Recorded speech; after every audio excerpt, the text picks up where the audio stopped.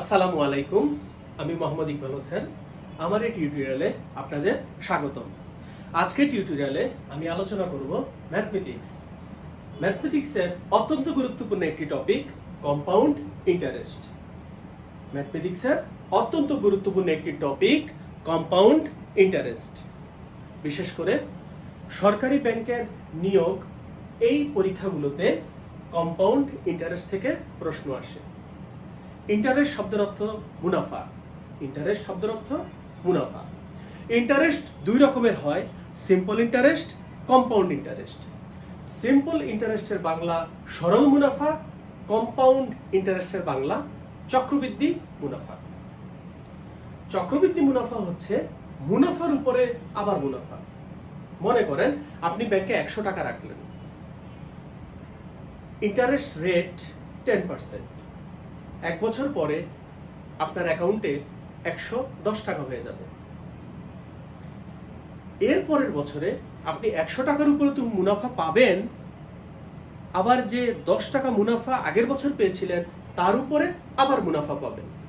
এভাবে করে যে হিসাব, সেটা হচ্ছে কম্পাউন্ড ইন্টারেস্ট। আজকে আমি আপনাদেরকে বাংলাদেশ ব্যাংকে অ্যাসিস্ট্যান্ট ডাইরেক্টর নিয়োগ 2010 সালে পরীক্ষায় এসেছিল একটি কম্পাউন্ড ইন্টারেস্টের ম্যাথ, সেই ম্যাথটি আলোচনা করব।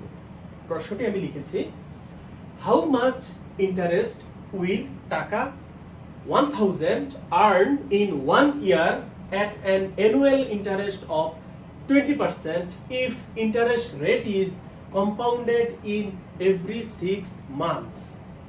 আমি আবার বলছি, হাউ মাচ ইন্টারেস্ট উইল টাকা 1000 earn in 1 year at an annual interest of 20% if interest rate is compounded in every 6 months?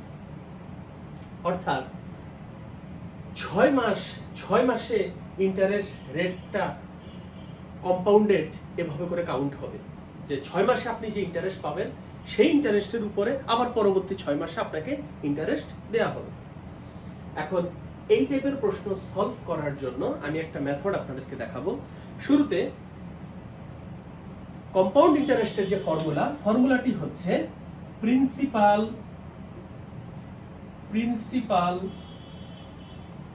Plus interest, principal plus interest is equal to P bracket 1 plus R whole to the power n। এই সূত্রটি হচ্ছে in general compound ইন্টারেস্টের ফর্মুলাটা হচ্ছে principal plus interest is equal to P ব্র্যাকেটে 1 plus R whole to the power n। এখন principal plus interest equal P first bracket 1 plus R whole to the power n। যেহেতু প্রশ্নে বলেছে if interest rate is compounded in every 6 months, 1 বছরে 6 মাস, তার মানে হচ্ছে 2টা পাওয়া যায়। 1 বছরে 6 মাস 2টা পাওয়া যায়। এই কারণে এই সূত্রটা একটু চেঞ্জ হবে, p থাকবে 1 প্লাস।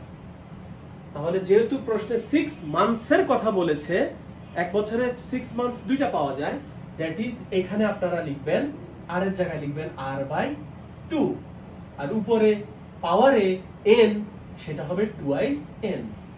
দ্যাট মিন যদি বলতো ইন এভরি 4 মান্থস একটা বছরে 3টা পাওয়া যায়, তখন আপনি লিখতেন r by 3 whole to the power 3n। যদি বলতো ইন এভরি 3 মান্থস বছরে 4টা পাওয়া যায়, তখন লিখতেন r by 4 whole to the power 4n। যদি বলতো ইন এভরি 1 মান্থস, তাহলে r বাই 12 পাওয়ারে হচ্ছে 12n। এভাবে করে আপনি করতে পারেন। তাহলে দেখুন এই প্রশ্নে প্রিন্সিপাল দ্যাট ইজ মূলধন 1000 মানে 1000 ইনটু 1 প্লাস, প্রশ্নে ইন্টারেস্ট রেট দেয়া আছে, প্রশ্নে বলা আছে in 1 year at an annual interest of 20% R 20%, that mean 20 division 100, that is 1 division 5, that is এখানে r by 2, তো r হচ্ছে 1/5 আর তার সাথে একটা ভগ্নাংশের নিচে 2 আছে আর পাওয়ার হচ্ছে 2n, তাহলে 2n, তো n হচ্ছে বছর, তাহলে আলটিমেটলি 2 into 1, কারণ এক বছরে 2টা মাস, that is 1000 into 1 plus 1/10 whole square. যেহেতু সরকারি ব্যাংকের নিয়োগ পরীক্ষায় প্রিলি রিটেন কোনো পরীক্ষাতে আপনি ক্যালকুলেটর ব্যবহার করতে পারবেন না, অর্থাৎ যে প্রশ্নই আসুক না কেন আপনাকে ক্যালকুলেটর ছাড়াই করতে হবে।